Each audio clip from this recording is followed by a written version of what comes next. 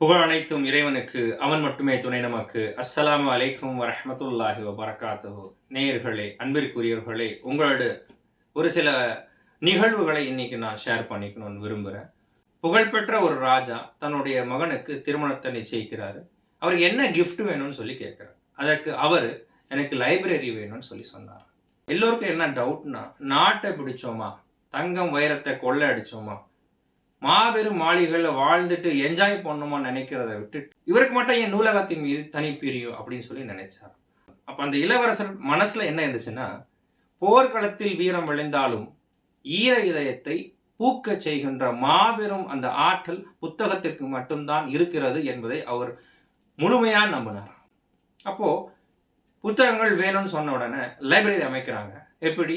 Latin, கிரேக்கம், German ஆகிய பல்வேறு மொழியிலிருந்து புத்தகங்கள் வரவழைக்கப்பட்டு மொழிபெயர்க்கப்படுகிறது. இவரும் ஒரு சில புத்தகங்களை மொழிபெயர்க்கும் அளவுக்கு ஆற்றல் பெற்றவராக இருந்தார் என்பது ரொம்ப முக்கியமானது. அப்போ அரசியல், அறிவியல், ராக்கெட் தொழில்நுட்பம், விஞ்ஞானம், தத்துவம், வரலாறு, விவசாயம் எல்லா விதமான டாபிக்ஸையும் எடுத்துட்டு லைப்ரரி கடைசியில் உருவாக்குறாங்க. அந்த லைப்ரரிக்கு நூருல் அமீன்ற ஒரு லைப்ரரியனையும் இவங்க நியமிக்கிறாங்க. அப்போ எத்தனை புத்தகங்கள், எத்தனை கருத்துக்கள், எத்தனை வார்த்தைகள் அவருக்கு உள்ள போயிருக்குன்றது நமக்கு தெரியாது. ஆனால் உள்ளே சென்ற வார்த்தைகள் செயல்களாக மாற்றங்கள் நிச்சயமாக தந்தன. அதுல ஒரு சில விஷயங்கள் உங்களோட ஷேர் பண்றேன். நாட்டிற்கான போரில் பொதுமக்களும் பங்கு பெற வேண்டும், அப்பொழுதுதான் நாம் வெல்ல முடியும் சொல்லி அவர் வலியுறுத்தினாராம். விளைநிலத்தை எதையும் தரிசு நிலமாக்கக்கூடாது, நிச்சயமா பயிர் செய்யணும்னு சொன்னாங்களாம். ஒருவேளை அவங்களுக்கு விருப்பம் இல்லைன்னா நியாயமான தொகைக்கு குத்தகையிட்டு அதில் பயிர் செய்யப்பட வேண்டும் சொல்லி சொன்னாராம். முக்கியமானது 3 லட்சம் விவசாயிகளுக்கு இலவசமாக நிலங்களை கொடுத்தாராம். அதை விட ரொம்ப முக்கியமானது, ஏழைகளையும் விவசாயிகளையும் துன்புறுத்த மாட்டோம், அச்சுறுத்த மாட்டோம், சுரண்ட மாட்டோம் என்று வருவாய்த்துறை அதிகாரிகள் உறுதிமொழி நிச்சயமாக கொடுக்கணுமா. ஒருவேளை அதிகாரிகள் தவறு செய்தால் நிச்சயமாக தண்டனைகள் கொடுக்கப்படும். காரணம், மக்களுக்கு சேவை செய்கின்ற ஊழியர்கள் தான் அதிகாரிகள் என்று பகிரங்கமா அந்த மன்னர் அறிவிச்சாராம். ஒருவேளை விவசாயிகள் தப்பு செஞ்சா என்ன செய்யறது? அவங்களுக்கு அபராதம் கிடையாது. ஒரு 2 மாமரம் 2 பலாமரம் அதை நட்டு 3 அடி வரும் வரை அவர்களே அதை பாதுகாக்கணுமா. அப்போ சுற்றுச்சூழலை விவசாயி தான் பாதுகாப்பான், விவசாயிகள் தான் பாதுகாப்பார்கள் என்பதை எந்த அளவுக்கு அந்த மன்னன் தெளிவாக இருந்திருக்கிறார் என்பதுதான் ரொம்ப முக்கியமான விஷயம். இதை தாண்டி மலபாரிலே தோல் சீலை போடாத பெண்கள் இருந்தார்கள், பெண்களுக்கான உரிமைகள் மறுக்கப்பட்டிருந்தது என்பதை தெரிந்த அவர் மிகவும் வேதனை அடைந்து மலபாருடைய கவர்னருக்கு ஒரு லெட்டர் எழுதுகிறாரு. பெண்களுக்கான உரிமையை நாம் கொடுத்தாக வேண்டும், அந்த முறையை மாற்றியமைக்க வேண்டும், பெண்கள் கண்ணியமாக பார்க்கப்பட வேண்டும் என்பதை அவர் வலியுறுத்தினார். அப்போ பெண்களின் சுயமரியாதையை காக்கின்ற ஒரு மன்னராகவும் அவர் வாழ்ந்தார் என்பது ரொம்ப முக்கியமான விஷயம்.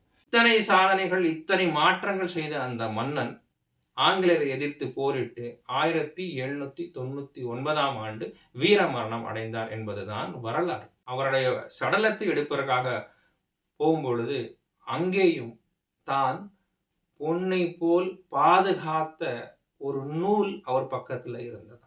அது வேறு எதுவும் இல்லை, இது உலக மக்கள் யாவருக்கும் ஒரு நல் உரையே அன்றி வேறில்லை என்று சொல்லக்கூடிய திருக்குரான் அவர் பக்கத்தில் இருந்தது.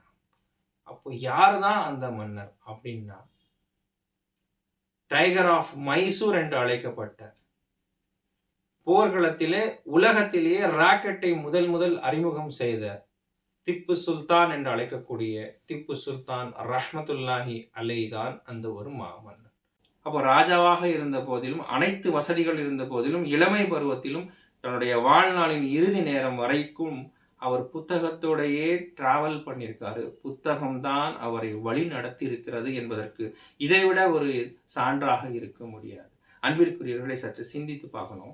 ஒரு விதை இருக்கிறது, அதை விதைக்கும் பொழுது அதனுடைய வேர்கள் ஊன்றி காயை தருகிறது, கனியை தருகிறது, நிழலை தருகிறது, சமுதாயத்திற்கு ஒரு மாற்றத்தை தருகிறது. அதே போல புத்தகங்கள் என்ற விதையை நாம் இதயத்தில் விதைக்கும் பொழுது சொல் என்ற வேர் இதயத்தில் ஆழ்ந்து செல்கிறது, பிறகு செயல் என்ற ஒரு மாபெரும் கனி, நற்செயல் என்ற ஒரு கனி இந்த சமுதாயத்தில் மாபெரும் மாற்றத்தை கொண்டு வருகிறது என்பதுதான் நிதர்சனமான உண்மை.